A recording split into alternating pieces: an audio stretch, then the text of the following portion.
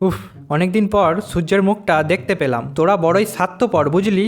যখন হাড় কাঁপানো ঠান্ডা লাগে তখন লেপকই লেপকই বলে চিৎকার করবি, আর কাজ ফুরিয়ে গেলেই একটা কালো প্লাস্টিকে মুড়ে ন্যাপথলিন খাইয়ে আলমারির একদম ওপরের তাকে চালান করে দিবি। তারপর তেলাপোকা আর মাকড়সাদের সাথে আড্ডা দিয়ে আমার গায়ের তুলো সব দলা পাকিয়ে যায়। এখন গায়ে একটু রোদ লাগছে, আরাম হচ্ছে ঠিকই, কিন্তু প্রতি রাতে আমাকে নিয়ে যা কুস্তি শুরু করিস তোরা।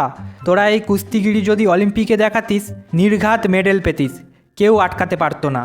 কেউ কেউ আবার আমাকে পায়ের ফাঁকে এমন পেঁচিয়ে ফুটবল বানিয়ে দেয়, আমার দম বন্ধ হয়ে আসে। দাঁড়া, তোদের ব্যবস্থা করতে হবে। রাতের অন্ধকারে এমন আড়াআড়ি হয়ে যাব, আমার লম্বা দিক খুঁজে পাবি না। তখন ঠান্ডায় বুঝবি কেমন লাগে। আরে লিপদা, কন্ট্রোল কন্ট্রোল, এত রাগ করছো কেন তুমি? এই তুই চুপ কর, বাচ্চা মেয়ে বড়রা কথা বলছে, দেখতে পাচ্ছিস না?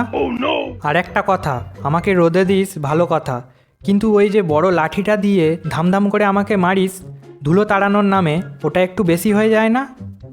রাতের বেলায় যখন আমাকে গায়ে দিয়ে আরাম করবি, তখন এমন একটা পেছনে লাথি মারবো না, বুঝতে পারবি তখন কেমন লাগে।